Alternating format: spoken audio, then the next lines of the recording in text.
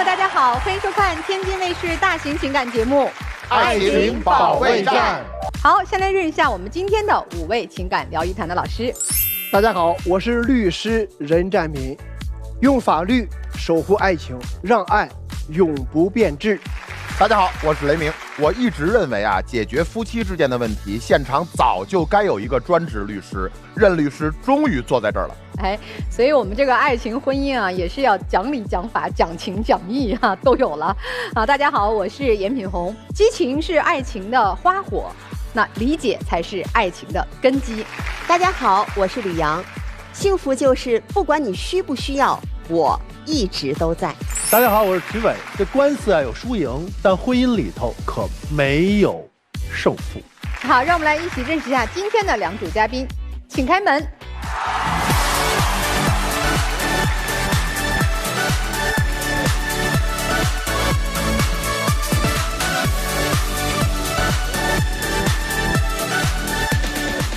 首先要疗愈的是本期第1对情感嘉宾小丁，24岁，来自山东；健身教练小王，22岁，来自内蒙古；美甲店店主，他们究竟遇到了怎样的情感困惑？你们的感情有什么问题？我觉得他就是没把我当他女朋友，但凡他心里有我，都不会和其他异性无底线接触。他一直不理解我，从来没有站在我的角度去考虑过问题。一有矛盾，他没完没了的来怪我。你觉得你们感情会长久吗？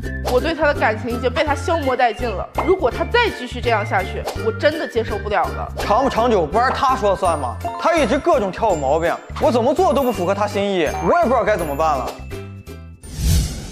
哎呦，这听起来好像男生挺听女生的话，但是呢，再一看内容，这女生又管不住男生是吧？好多行为看不惯。就他不是干健身教练的吗？他异性缘特别好，他很多女性顾客，有什么姐姐，有什么妹妹的，他有女性顾客就得了，他自己没有边界感。他有一个姐姐，每次他业绩不够就给他冲业绩，每个月给他冲业绩。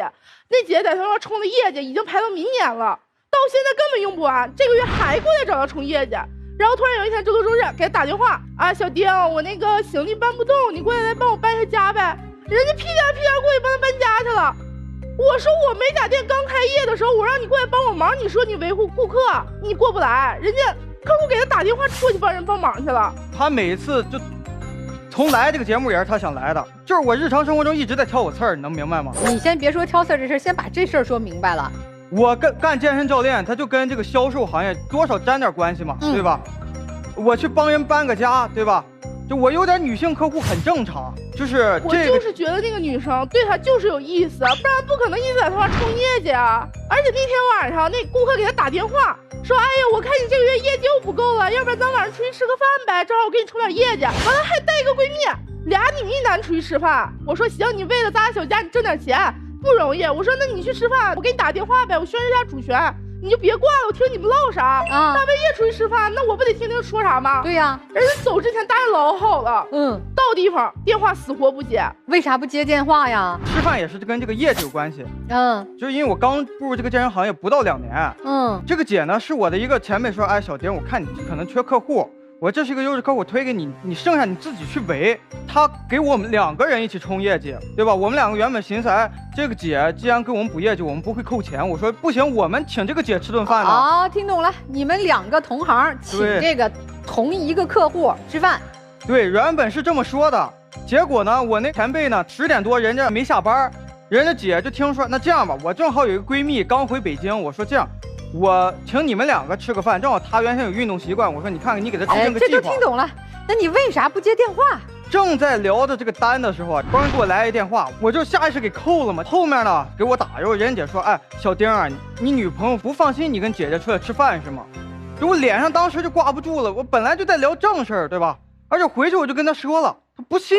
我就感觉那姐老给他花钱就是对他有意思，那我宣示一下主权怎么了？他们俩发的微信内容你之前比如说看过吗？我不怎么看，而且他有个工作号，他那个微信老是发自己摸索腹肌啥的。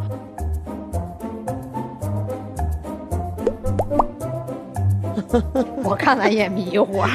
哎呀，我发这个视频的本意就跟他们用微商一样，就是私域引流，就是给自己转介绍客户过来。关键问题是，不管你用什么样的方式去获客，你至少选择一个让女朋友能够接受的理解的方式，这是我们要思考的问题，这是其一。还有什么让你觉得不愉快的吗？他那个顾客妹妹，哎呀，刚才是姐姐，现在是妹妹呀，头大呀，老有意思了。大半夜10点多刚到家，我说，哎呀，累一天了，终于休息了，回家我现在吃点啥呢？完人转头接个电话跑出去了。我说你干啥去？我拦他，他说，哎，我回来再跟你讲急事儿。我就等他，我等他等到凌晨1点多，我说咋还不回来？这么长时间了，我给打电话又不接了。就联系不着他这个人，一出去死活联系不到他这个人，不知道干啥去了。我去救我一个会员于水火。他凌晨3点多回来，老自豪的跟我讲说啊，他顾客妹妹在夜店受到别人骚扰了，完了相信他，给他发的消息，他过去说他是那顾客妹妹男朋友。他说的是事实不？是事实，就是我。那你为啥不提前告诉他一声啊？就是真的就是事发突然，而且我叫了一朋友跟我一块去的。而且我能主动说出来这事儿，就是我觉得我不是那种自己给自己找麻烦的人。不是，人家那个客户小姑娘没朋友了，非把自己健身教练叫去啊。那小姑娘，哎，在这块生活这么长时间，就没有其他异性朋友，就盯着她这个健身教练了。刚办卡没几个月，哭半夜给人叫走当男朋友去了。她一个劲跟我说什么那小姑娘老单纯了，怎么样，不能。然后结果人家小姑娘来我店里面做美甲，一开始我都不知道是这小姑娘。来我店里做美甲，我怎知道的呢？我员工给她做指甲，她一个劲挑刺儿，她鸡蛋里面找骨头。完后面我员工说，哎呀姐，她又来了，我不想给她做指甲了。我说那我来吧，我给她做指甲，上来第一句话问我，你是小丁女朋友吗？那个他上马过来当我男朋友了，我挺喜欢他的，反正人家没结婚。嚯，我们公平竞争嘛，光明正大来我店里面宣示主权了，我能不生气吗？确实，我也不知道他能干出这事儿来，就是女大学生，我看着就跟小孩一样。你知道他喜欢你吗？我当时我一点都不知道，后来我把这个会员转出去了，我不挣他钱了。那小姑娘不来我店里面闹这一出，我跟那小姑娘吵吵起来，我员工看我笑话，他能把客转出去吗？那你咋把这姑娘还弄到你女朋友的美甲店里去了？他怎么知道美甲店地址？他纯心机，他每次说给我介绍顾客过来。不是我怎么又心机了？哎，你每次给我介绍顾客过来，都不是你暧昧对象吗？要不然就是啊，这个对你有意思，那个对你有意思，过来介绍我店里面给我找麻烦来了。哎，你有想过哈，你男朋友咋就那么招这些姐姐妹妹的喜欢呀？我感觉他就是个异性没有边界感，就唠着唠着就什么都想唠，唠着唠着就来感情了呗。人家可能就觉得啊，他可能就是也有这种想法，有这种心思，那我就往上来点呗。就我一开始我就跟他们表明了，甚至我怎么会把他们介绍到我女朋友店里面？那姐也是说，我看你这个手上美甲这档次挺高端，我说我这个我对象他美甲店这水平不次于那种北京的1000元级别美甲店做出来的，我说你可以去尝试一下。对他有想法的姐姐又介绍我店里来了，你说我怎么办？我只能替他解决这些事儿了。跟着你的那些会员练的都怎么样啊？我敢打保票啊，就不管是男性和女性，就练的就是可能在1个季度之内的，它的变化特别显著。听明白了啊，这个美甲店现在生意怎么样啊？美甲店最近生意被他搞的呀，我都老闹挺了。他咋了？他不是说给我介绍顾客吗？完结果转头有一天，那天周六周日嘛，顾客人多，他过来找我，完了看着我那顾客，上去就跟人说，哎呀姐姐，我觉得你这个身材吧，可以健身锻炼会更好。追着我顾客屁股后面问，多亏是我老顾客，我现在都被他给介绍的害怕了。后面我跟他说这个事儿了，人二话不说，自拿自己那个露半身的那个腹肌照片上我那个店里面贴海报，那么大一张海报贴店里面了，说什么啊那个1对1私教课包什么什么什么乱七八糟的。然后我和我合伙人一进店一打开门，我俩都傻眼了。我合伙人还给我开玩笑说，涵涵你对象挺心机啊，翘小脚都翘到咱店里了，你贴广告你都不跟我说一声。哎呀，不是他添油加醋，就我的本意从来不是他说的那种。他贴海报可是没跟我讲，默默贴上了。这店是我俩合伙开的吧？你不跟我讲一声，你跟我合伙人讲一声啊，问问人家意愿啊，人家也掏钱了，之前没打招呼是吧？对呀，任律师，你说他提前没打招呼，我合伙人管他要广告费，不应该的吗？他出了70%，他占大股啊，任律啊，我这个东西我不太懂啊，他算个体工商户吧，也不是什么股东那种什么东西。你说大头，你一句话说了算，你让我贴了呗。任律，你可要搞清楚，他根本就没跟我说，他都没跟我讲，直接贴那块儿，合伙人过来找我那我跟你说，你能让吗？教练，你不管人家的是个体工商户，还是合伙企业，还是有限公司、股份公司，你把海报贴到人家店里面，你肯定经过人家同意的。听着了吗？听着了吗？哎，涵涵，除此之外，你是不是特喜欢你这男朋友呀？主要是我就是没有谈过这么长时间恋爱嘛，因为我俩谈了1年多了，而且我们就是都互相见过对方父母啊，就两方父母都没有碰面，但是我们单独见过对方父母，然后都特别满意，都特别开心，而且你父母满意他啥？觉得他能带我，就是因为他是健身的嘛，他能带我就是锻炼锻炼，因为我从小就比较懒，主要是我见他爸妈的时候，他爸妈不想让他干这个工作，他父母就想让他考个公考个编，看出来他不想了，我说你。就确实就是他不太想，他挺喜欢健身，而且他现在在健身这行业做的也挺好的，每个月收入也还行。我说实在不行让他试试，我好说歹说给劝劝，人妈妈跟我讲说实在不行我们出钱让他在青岛这边开个健身房。我说那也行，我回去跟他讲讲。然后他这边就不乐意了，我说啥他就非得跟我反着来。其实一开始想过这个听爸妈的劝，对吧？回山东考公考编嘛。对吧？确实稳定，因为我自己我也有自知之明，这个行业对我来说干不了多久，但是我也刚毕业嘛，就是我刚步入这个行业，1年能挣快20来个，对于我来说我就很知足了。而且我觉得就是通过我的努力，我可以自己去实现我自己的梦想。所以你的职业规划是目前打算在北京？对，就我还是打算想在北京这个地方。那将来呢？回老家吗？对我来说，我可能需要挣够我这个本金，我再回去自己开一个店。对，我自己开。多少就是挣够的本金，或者有几年能挣够这个本金？5年。不想花父母的，那我们就当借的，到时候赚了还。而且我说我北京店都不要了，我直接就是给我合伙人了，我再陪你去青岛再开一个。而且人妈妈也跟我讲了，哎呀，涵涵，你俩快毕业也处1年多了，再过个1年2年，你俩也该结婚了，不应该考虑稳定啥的吗？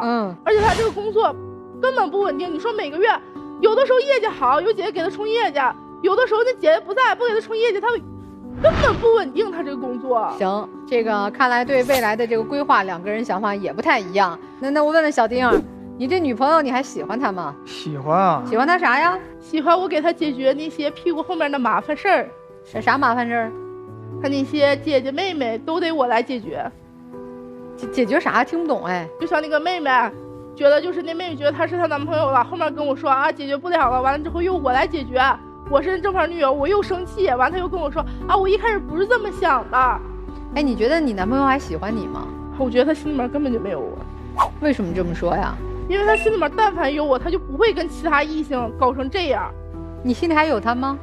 有啊，肯定有啊。怎么证明你心里还有他呀？就是我现在我也不知道怎么证明，但其实平常对他还是很照顾，就是细节。细枝末微的，就是都是在照顾他的。照顾他啥了？就比如说他的这吃饭啊，对吧？出行啊，对吧？还有他一天的安排，比如说他休息啊，都是我来安排去给他准备。这个你做健身教练啊，其实我觉得你女朋友啊，比较客观说哈，有练习的空间。你咋给那么多姐姐妹妹锻炼身体，给他们更好的身材，没有让她变得更好一点呢？我老来气了。我跟他处对象之前，我120斤。我跟他处对象1年多，我胖了40多斤。他健完身，他要吃宵夜，他吃完他自己锻炼消化了。我本来就懒得动，而且我一开始就没有吃宵夜这个习惯，他天天拉着我吃，天天拉着我吃。你俩除了这些工作上、健身上，你们还有其他共同的生活、娱乐呀什么的，能够放松一下，别想工作事儿，别想什么姐姐妹妹的事儿，有吗？有，我们一般就是工作完喜欢打游戏嘛。我认为跟对象出去打游戏，最重要的是心情，开心就好。不要在意输赢，一打游戏他就骂我菜，一打游戏他就骂我菜，后面干脆不带我打了，跟兄弟包宿去了，完天天不回家。老师你说我咋办？哎呀，咋办呀？不知道咋办啊，反正听得特别闹腾啊。说说你俩的诉求吧，这么多不和谐的这个音符，我就想解决一下他跟异性关系这个没有边界感。如果解决不了呢？解决不了的话，我感觉没必要在一起，就是浪费时间。可以做出让步吗？退步？回青岛啊？也可以。哎呀，行吧。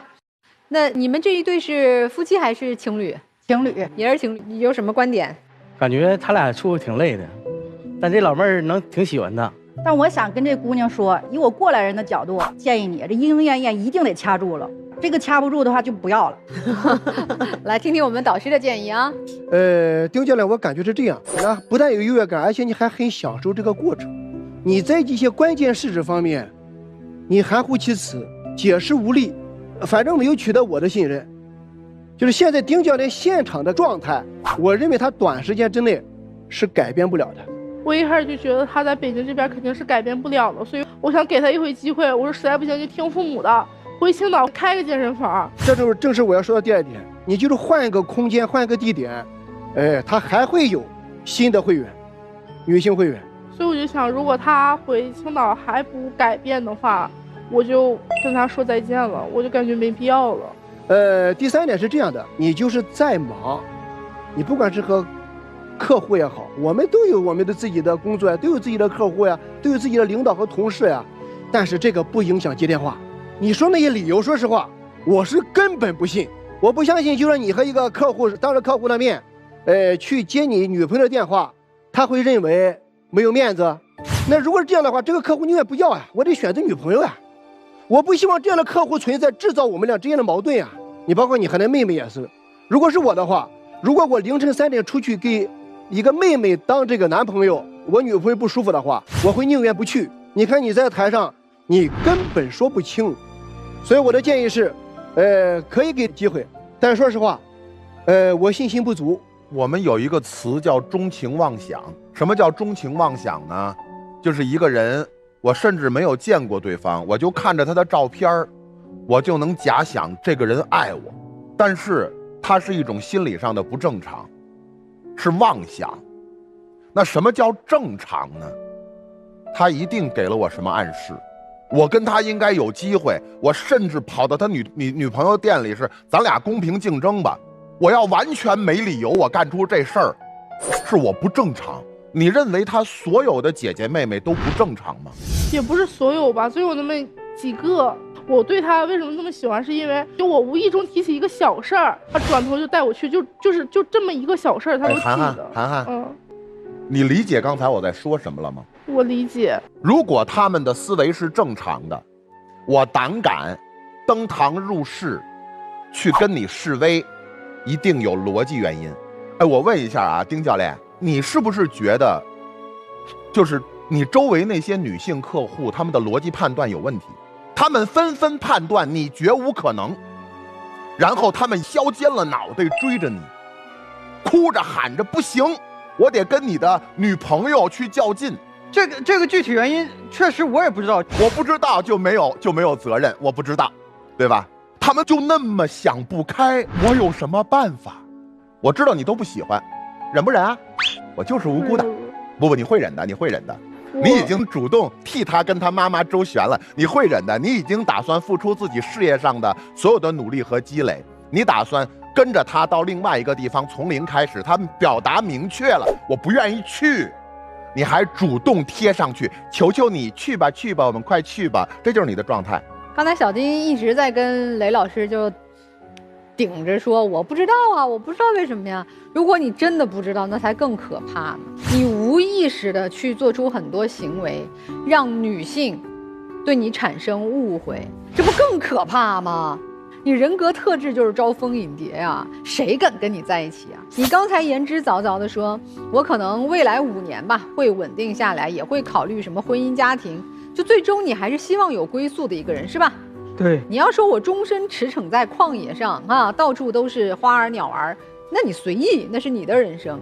首先你心性在这种没有边界的交流中慢慢就变得非常的没有边界了。我还是建议男生啊，就是我们工作获益的方式有很多种，选择我们干这行用技术获益，而不是用我们的情感所谓的贴心啊或者是柔情啊去获益，因为那不能长久。真正让我们在专业领域立于不败的一定是我们的专业技能。你收心啊，告别一下你不太好的或者是不太能够长久让你维持你的生意的你的事业的这种行为模式啊。虽然我不懂职业规划，但我觉得你的方式不对。涵涵，我想说的是什么呀？其实你是个挺不错的女孩子，才22岁，自己到北京闯荡，自己创业，开一个小店，对吧？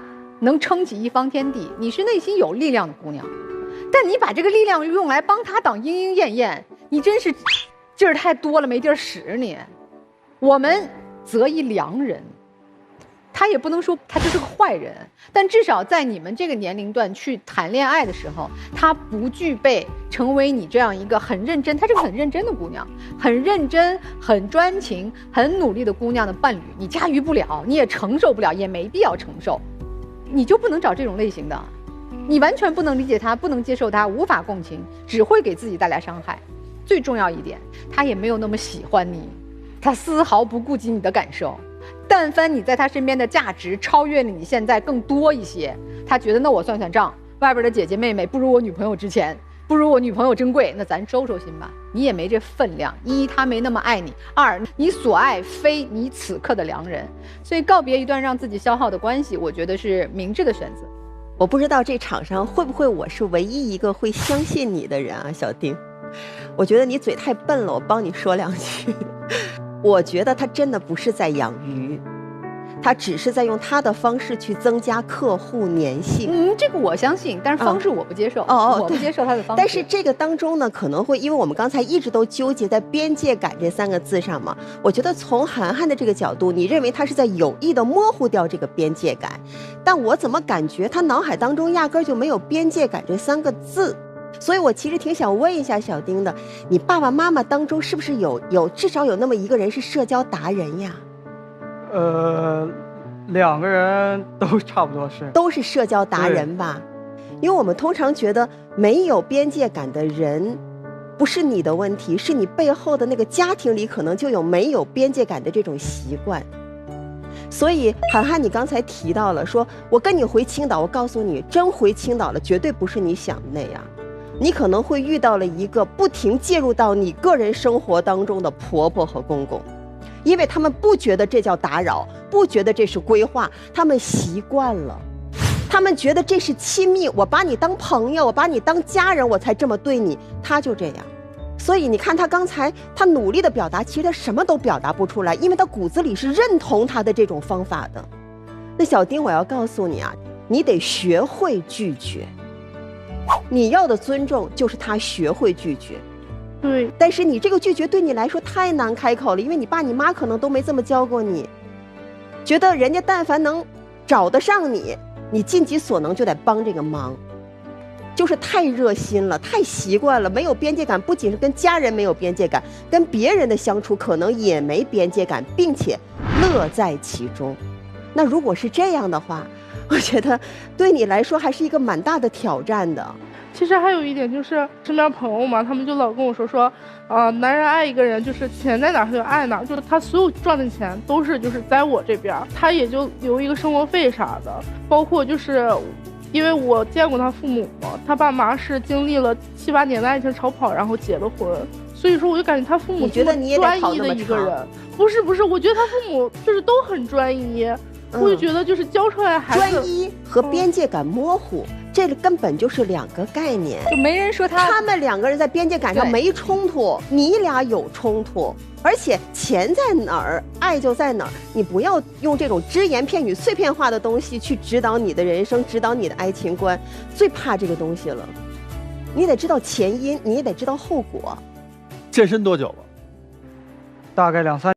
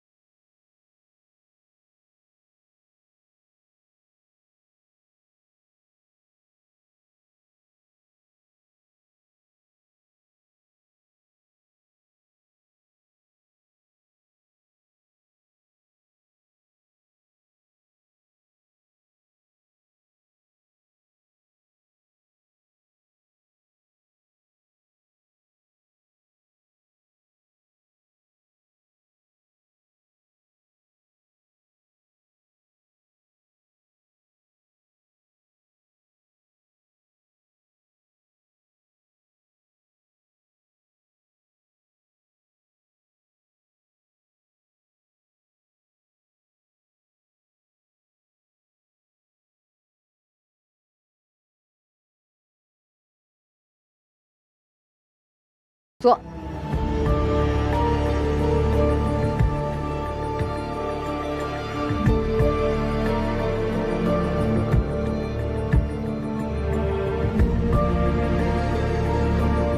本期第2对情感嘉宾小江，37岁，来自黑龙江；个体小云，39岁，来自河北，自由职业。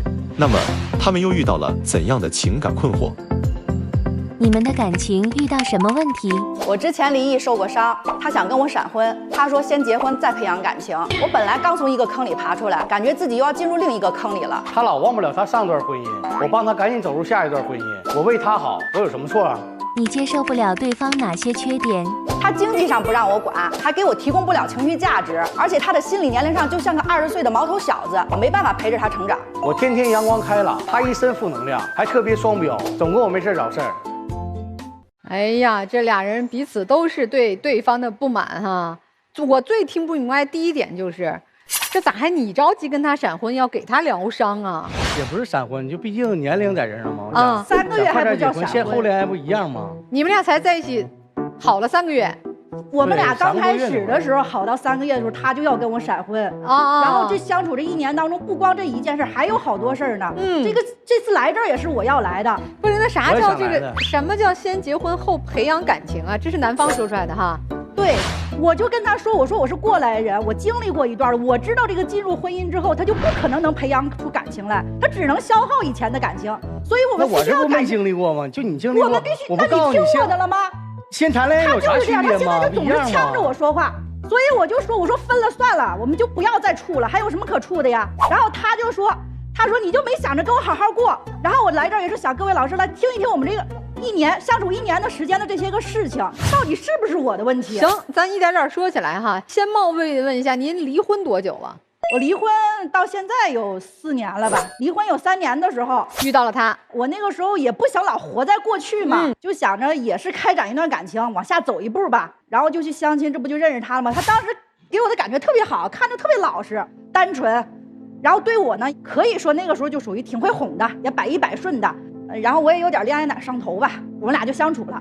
然后相处之后的话，这个问题就频繁出现。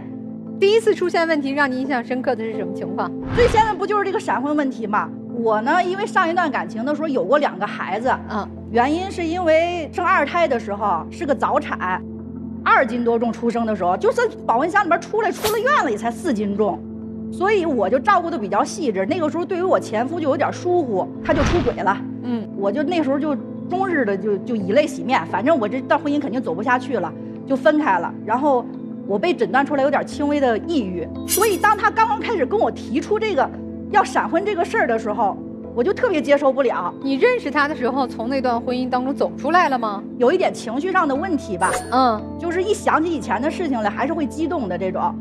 后来在我的逼问之下，我才知道，他的父母想在他38岁之前让他结婚，然后会给他70万。一听我这不就又来气了吗？这不是拿我当工具人吗？为了给他，因为他那会儿结婚那会儿吧，他那个好多都没享受到，50万买房子，20万给他当彩礼。哦，这样哈。最主要他说那50万买房的时候，为什么是我掏50万，他掏50万呢？他说将来的时候好分。不是，那不得提前想到吗？你看我问你，有什么毛病吗？不是，先生，你娶一个人是因为你爸你妈能给你70万吗？应该不是吧？就是认定了，要不能提结婚呢。你认定他啥了？都挺好的，性格啥的，还有这性格上来，好，长得像贾玲。不是，你是因为喜欢贾玲老师，然后把她当了一个参照物？也不是，就是但是也差不多，就不高兴的时候一看她笑，就感觉啥烦恼都忘了。就还是主要因为喜欢。但这个先结婚后恋爱这个事情，在我这儿我就过不了那个坎儿。你俩不是谈了3月恋爱了吗？对，也是谈3月了的。他说快。在我看来，这3个月有点太短了。人家来我们这儿，大部分都是因为谈了好长时间不结婚，这要闹分手。不结婚，你们俩因为结婚太快。我这着急结婚还成错了。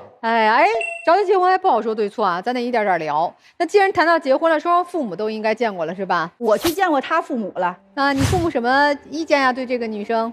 他父母倒是还挺喜欢我的，人家父母也说了，不逼着我们结婚，也不逼着我们要孩子。他父母挺开明的，说看着我挺靠谱，说他之前谈过5个女朋友呢，都没有我靠谱。那是带回家的5个，对，是，然后但是只对我有一个要求，就是因为他花钱大手大脚的，其实平时摆夜市也挺辛苦的，一个月能挣1到2万块钱呢，但就是剩不下钱，有的时候还欠饥荒，跟他父母要钱。我也给我父母花吗？挣钱呢？那我平常花多了要点钱，那这也不犯毛病。反正他到现在就1分钱没剩下。然后他父母就跟我说管着点他，因为他和他前女友贷了30万去开了个母婴店，然后他就给人家还着贷款，最主要现在分开了还给人还着呢，每个月还4000块钱，我就觉得你在养着他呢。现在他困难，帮他还怎么了？他困难他自己不会想办法，用你给他想办法呀？不是，这店到底是谁开的？女朋友开的还是你俩一起开的？就我俩一起开的，但是他女朋友贷的钱。赚的钱有你的吗？这不就是赚的钱1分钱没看着？也没太赚钱。我就跟他说，我说不行，咱们私下去找你前女友去聊聊，看能不能写个协议啥的。你非参与这事干啥呀？就不让去谈这个事情，然后就给我惹急眼了。我说那我就起诉他，然后他就来一句你没资格起诉。然后我就跟他妈妈说这个事儿了，因为他妈妈让我管的嘛。他妈妈就跟我说，他要说你没资格，那就我看我有没有资格，我去起诉去。然后刚好今天我也想问问任律师。就是他父母起诉的话，能不能把这个钱要回来？他父母也没权利起诉啊。他父母呀，不是开那个店的当事人，那当事人只有2个，一个是他，一个他和他前女友。所以你看，你就不聪明，女士，你要嫁他跟他谈条件1、2、3，这是一件事儿。是这个。还有什么事儿？他花钱往大手大脚，他跟他这狐朋狗友们。我那朋友叫狐朋狗友啊。就是狐朋狗友，就出去吃个饭，然后交朋友不出去吃喝都是他请客。然后最主要，人家在桌上一提说，哎，我买辆车差个2万块钱，他叭就给人转过去，就像个大冤种一样。什么叫冤种啊？你会说话？最主要他不是这一个啊，他有好多，然后都借出去大概有10来万。那天我俩情况算了算，就你们相处这1年的过程，他就借给别人10来万。对，这1年和你女朋友谈恋爱，借给别人10万，请问你给你女朋友花了多少钱？我也给他花钱，那不耽误。不耽误呀，也就是吃个饭啥的，有的时候会浪漫一下，就是吃个西餐啥的，别的没啥。买衣服啥不买吗？不也买吗？啊，就你看他大方，咱不能灭良心说话行不？大部分也都是我自己买。那你在女朋友身上就共同消费1年多少钱？1年呐？啊，1年怎么也有几万块钱了？哪有那么多？我觉得没有，在朋友身上花出去的可比我的多了。那他存钱吗？他不存，他哪有？这个我就跟他妈商量嘛，我说这个你看他这花钱都花出一时半会儿他也改不了，我说要不然给他设立一个账户，就定期的往里边存个5000块钱，也不多吧。从我俩谈这个事情的时候到现在有半年的时间吧，那个账户里边就5000块钱趴着，后边再也没有钱进去过了。哎，你自己有工作？我得有钱存呐，不用了吗？花了吗？都借了吗？我还不知道存钱好吗？哎，女生你自己有工作吗？我自己不太稳定，就是瑜伽老师，有的时候会出去带个课，但是不稳定。那你这收入生活来源靠什么呢？这个说到就是有一个历史的遗留问题，就是我跟我前夫，我们共同创业一个2手房公司。当时注册这公司的时候，是我考了一个全国经纪人证，在这个公司里边一直在用着。然后分开的时候呢，市场不太好了，他说这个店就他留着做了，因为我后来在家带孩子，我确实也没有再出来做过了。但是证呢，他就每个月给我2000块钱固定的。就算是租了，你为啥非得要他那2000块钱呢？这你不愿意是吧，先生？你不愿意他前夫那样？他就是忘不了他上段婚姻，我觉得他还觉得我前夫养着我一样。哎，其实我在我前夫那儿本来就损失了很多利益，他欠我的呀。不是男朋友，那你每个月给你女朋友发工资呗？也不是发工资，但是我觉得你一个男的，你说让女朋友让他前夫养的，那人家没有固定收入，你给补贴了吗？你前女友每个月的钱你还帮他还呢？真是！你从你和前女友那段感情里走出来了吗？走出来了，你还给你前女友钱？我觉得是2码事。那他那收2000块钱，怎么他就没走出来呀？然后他就因为这个事儿，他还跑到我前夫那个店里边去闹了，就因为我不去要，他就跟我前夫去说，我们真的离婚有3年多的时间吧，到现在也就快4年了，我从来没跟他联系过，但就因为他去闹，人家给我打一电话，说你找了个什么二愣子呀？啊，你这品味现在越来越低了啊！他跑过来质问我，要不然把店给你，要不然咱俩复合。他凭什么？那我不为你好吗？去找他呀！我当时一听，我这是浑身就难受的要命，我就一句话都跟他说不上了。你就把那事儿上哪儿不都能挣钱吗？你说他做这事儿哪像37岁人做出，这不就是一20多岁毛头小子做的吗？而且他就往外撒钱，就像那个地主家傻儿子一样。说谁呢？你这在这？就反正就是他妈也管不了他那钱，我也管不了他。哎呀，行，这你们俩这一年就这么过日子啊？每天锵，也不呛，你平常也不呛呢。啊，他意识不到，其实他老这么炮轰我。不，你这炮仗也挺大，人家都不小啊。除过我们这个钱呀等等这些事儿，你们俩自己的感情的交流，感情的培养，这一年怎么样？因为我是因为感情问题，然后跟前夫分开的，所以我对于这个异性关系确实一直都比较的在意，所以我也经常旁敲侧击的就问他啊，然后问他身边有没有异性朋友这些，他跟我挺老实的交代说他没有，然后我们有时候出去玩什么的，我确实也能感受到啊，他身边没有异性朋友，但是他也跟我交代，他说他在网络游戏里边，他有一个玩的特别好的一个女网友，挺长时间了。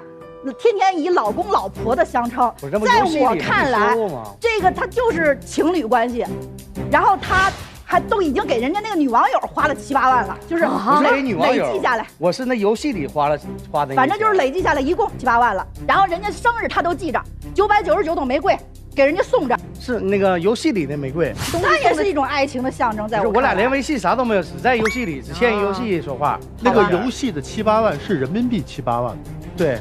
就玩游戏花的，就是因为我也不玩，反正这都是他跟我说的。那游戏玩很多年了，这最后怎么解决的呀？这问题我给他删过一次。这游戏这事我前女友都知道，就到你这怎么过不去事儿这么多？因为我就是因为这个受的伤，我不是你怼他呀？你前女友知道不足止，你找你前女友去，你找我干啥？真的是，不是你删了，你也是不尊重我呀？他删了，他现在还想着他前女友的事儿呢。不是我给他删了。那女友删不删无所谓，但我那游戏玩了那么长时间，我删完以后，你说我他又偷摸下回来了。游戏上的老婆删了吗？没删，但也不联系了。但我那游戏没删，主要是。那你对你的想成为你爱人的这个女性啊，这个女人，你满意不？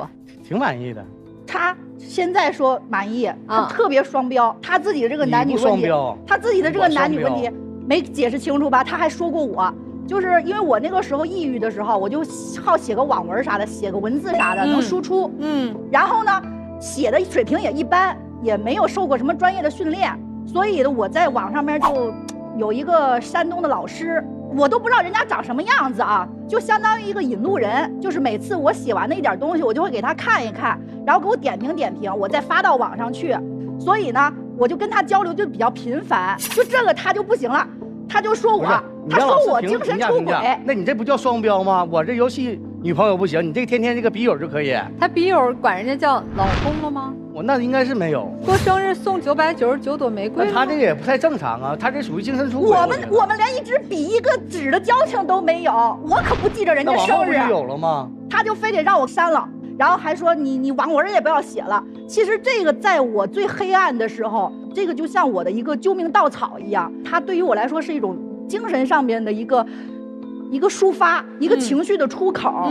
所以他要让我放弃这个的话，我其实是有一点点难的。哎，你现在情绪的出口不应该是你的现任男朋友吗？一开始为什么我们两个能好，然后还能现在走1年多，就是因为他一开始给我带来过美好。但是他现在不是这样了，他现在就是我说的任何一句话，他都要怼回来，然后经常性的。那你说的不对，我还不能说了。他还打压我，他有的就不吱声，天天跟你在一起。他有的时候对，就像这样子，总是枪来枪去的。他打压你啥了？女人其实都是听觉动物，她如果说点好听的，我觉得这些都可以过去。就我就是喜欢宅在家里，不喜欢出去。他就说我像缩头乌龟一样，每天就都知道在那里躺平。我那只是我的一种很舒服的方式，就哪怕有的时候我刷剧，他过来他都会说脑残才看这个东西呢。然后之前还有一次在公交车上面，我们俩因为什么吵架我忘记了，但是他就当着很多人的面，他就说我你们女人就是头发长见识短。我当时特别生气，我就走得特别快，我就不想理他，然后我就自己先冷静下来之后，我再去跟他交流。然后因为他练过摊儿哈，他嗓门也大，他就在那整个小区里面去喊我的名字，然后还说了一些特别难听的话。我可没叫你啊，我说。他指责我，你上一段婚姻失败，一定就是因为你这么作的，你现在还不知道珍惜我，你就这么作吧。在小区里啊，喊着你的名儿啊，使劲喊，我这嗓门就大，但我就随口一说，让他给我开门嘛，他给我锁外面了。本来我现在其实就是有点社恐的。这事儿我给他赔礼道歉了，确实我不对。这不是赔礼道歉的事儿，这个他有的时候我这个过不去。我现在如果看到邻居们在一起聊天，我都觉得是在议论我。有可能。对，我真的是这种感觉。他找那男的在门口骂人，你得走出去。这有啥可害怕？大大方方说呗，怕啥的呢？本来我是想治愈的，我是想从以前那个情绪里面走出来的。然后他一个劲儿的把我推向以前那个，他说你去面对，你去面对。我本身我就面对不了，我连普通的人现在我都不想在人群里边，我都觉得打交道特别累。他现在打压我成这个样子，我都想逃离他了。上一段婚姻给你后来带来的这个影响或者状态是抑郁哈？对，这段感情给你带来的是。现在也有一点，就是那个抑郁感又回来了。我觉得你现在是狂焦虑、躁狂，对，有一点。反正有的时候我也会失眠，会急躁。就是我本来已经在调和自己，不让自己急躁了。就是那3年的时间，我已经在练瑜伽也好，还是怎么着，写文章也好，我已经让自己安静下来了。但是因为他的出现，就是现在我都有一点莫名的就会想哭。所以你们的状态，一是感情上我们要去想想何去何从，二真的要从我们的心理健康上也要考虑一下。怎么调整？我们看看这对小情侣，你们听完他们的有什么感受啊？就是姐姐，我觉得你心里最重要，你不要就是让任何事情就是去打扰你内心，因为你现在已经很好的把自己拽出来了，你就千万不要让自己陷下去。无论什么事情，把自己放在最重要的地方。大哥，我能明白你对你兄弟花那些钱是什么意思，仗义嘛，对吧？但是还是要把你未来老婆放在首位。来听听我们老师们的建议啊。现在结婚肯定不合适，你们还需要再接触一段时间。第一，你们现在双方呀，都得和各自的过去说拜拜，划清界限，这是前提。男士这边前女友还有那个游戏中的女友，不要有经济往来。这个我明白。第二个，女士是这样的，原来你的创业的那个店还在吗？你的在呢，他在你的资质现在还在用是吧？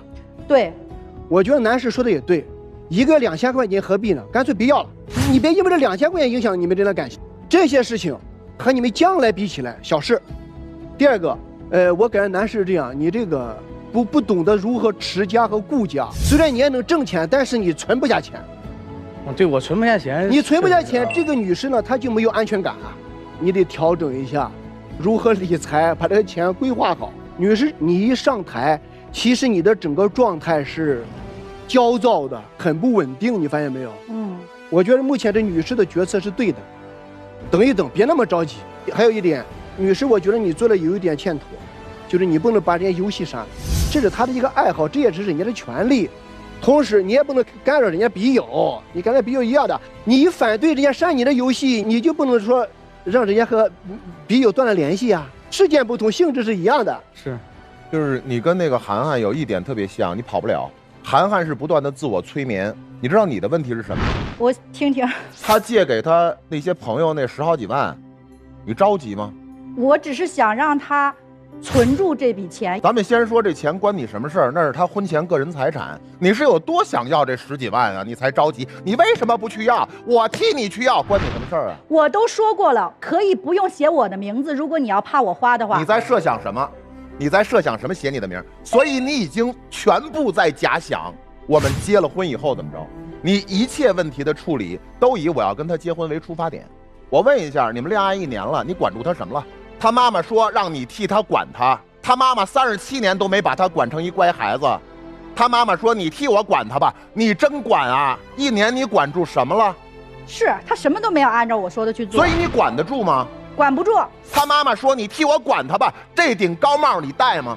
我现在不戴了。好嘞，我再问你一下，他跟他前女友到底是一起合伙贷的款，还是他前女友个人贷的款？他仗义上赶着还，你弄明白了吗？我都是听他说的。他还要还多久你知道吗？他要还多少你知道吗？一个人婚前借贷关系不明，你敢加？是，都是无底洞。但是你跑不了，你所有的出发点，你所有情绪的出发点都是我将来要嫁给他。我其实确实挺想进入下一段感情的，要不是现在把我的情绪整成这个样子，我也没想跟他分。这就是你管他的结果。但是现在我想跟他分了。你管他的结果不是他听话了，你管他的结果是你越来越崩溃了。我现在醒了。不是，我都其实深深的怀疑你喜欢他吗？喜欢呢。喜欢他又不愿意让他管你，又不愿意听从他对你们生活的安排，甚至说你们共同存点钱你都不愿意。其实他说那些东西我都能改，但是你要说钱这方面，我确实这个从小就花钱可能也是习惯了，我感觉一时半会儿改不太过来。其实你喜欢他就是喜欢他是个纸老虎。你和他在一起，你可以继续我行我素，继续过自己38年以来习惯的方式。你知道，这是其他年轻漂亮的没有结过婚的女孩子不会纵容你的地方。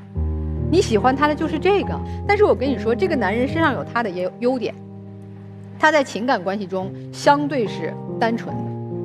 是我一开始也是看上他单纯。对呀，咱不能既要又要啊。那这样一个单纯的、简单的，对于你曾经有一段那么伤心的过往，到现在还没走出来，你又有这样抑郁的情绪，甚至需要通过笔友来疗愈自己，你认为所有男的都能接受？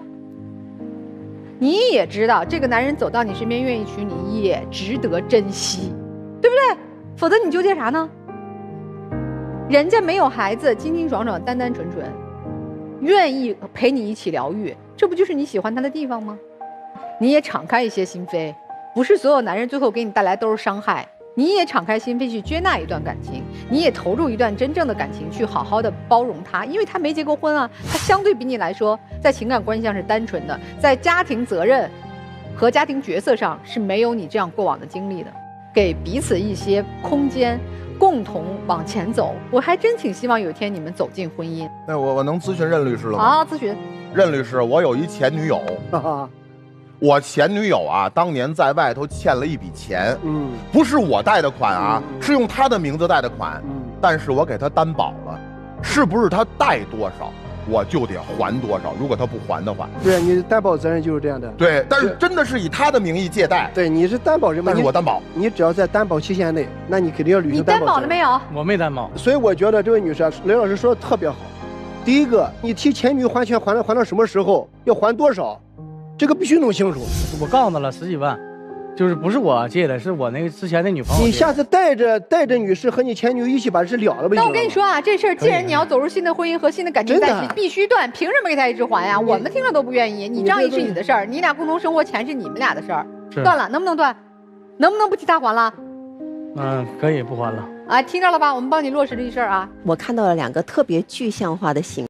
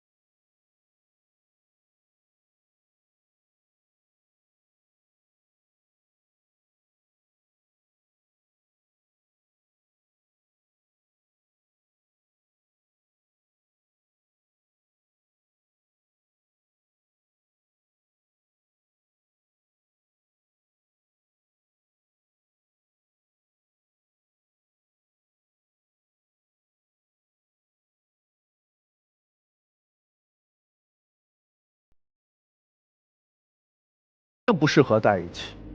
你们俩特别相似，但现实当中都有一个坑还没有去填上，在梦里都有一个人还没有破灭。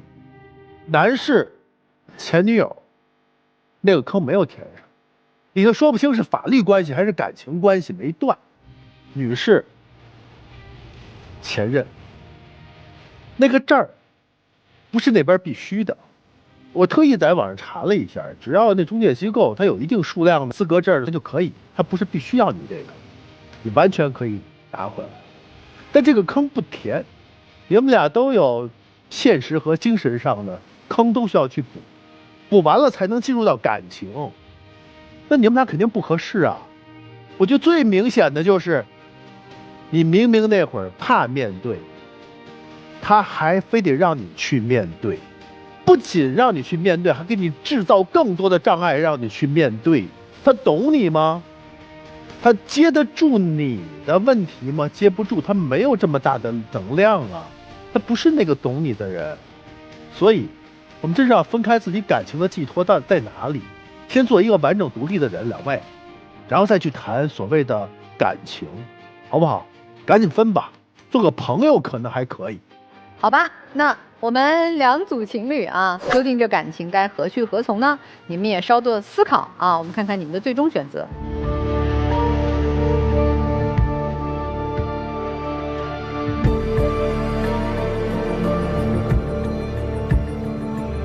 好，我们来看一看我们第一组小情侣的选择啊，他们是选择继续走下去吗？请开门。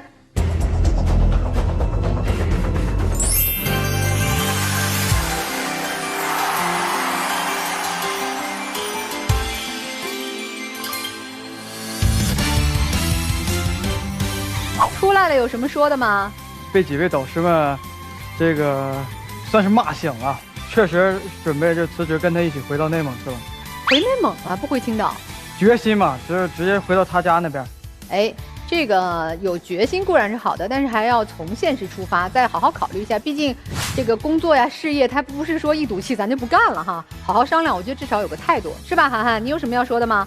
我其实也知道，就是我自己的缺点。无论我俩再怎么吵架，我每次和好都是我自己，就是在就是在劝我自己，都没人劝，就我自己在安慰我自己。我现在就是给他一次机会嘛，然后他也说不回青岛了，不想让我就是，因为也说了就是害怕，就是如果就是我跟他父母合不来，他不想让我说这样的事情，他说跟我回内蒙试一试。好吧，你看你男朋友还是仰望你的。好。美好发生，怎能不看？让我们一起进入真情时刻，请拥抱吧，两位。哎呦，哎呦，哎呀！踮起脚尖，哎，多抱一会儿，这。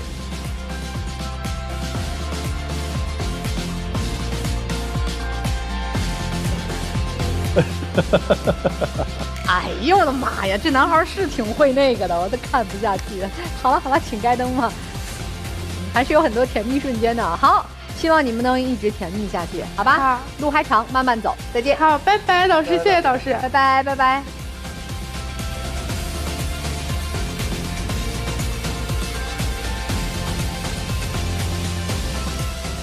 收看《爱情保卫战》的粉丝朋友们，福利来了！现在赶快拿出手机，微信扫扫屏幕中的二维码，添加天使福利官，参与看电视抽大奖活动，我们精心为各位准备了奖品，每一份都承载着我们的心意和祝福，赶快行动起来，赢取属于您的浪漫惊喜吧！好，那我们这对30多岁的情侣哈，他们会作何选择呢？来，请开门。他们在思考。没有。哎，我觉得这个走了也是好事儿。其实可能2个人还没有找到和对方生活在一起的必要性。主要是也没有整合好自己的感受。对，希望我们都先爱自己，再爱别人。接下来，让我们一起进入婚恋金说法。婚前我们全款给儿子买的婚房，婚后可以让儿子和儿媳把钱还给我们吗？一般情况下，不能要求儿子和儿媳返还购房款，因为在结婚前，父母为子女购买婚房的行为通常被认为是对自己子女的赠与，除非事先约定该购房款就是借款。根据民法典规定，赠与财产一经转移就产生了法律效力，不能随意撤销，除非出现以下3种情形：一、受赠人严重侵犯赠与人或者赠与人近亲属的合法权益；二、受赠人对赠与人有抚养义务而不履行；第三，受赠人不履行赠与合同中约定的义务。好了，感谢您的收看，也感谢我们老师们的分享，我们下次节目再会。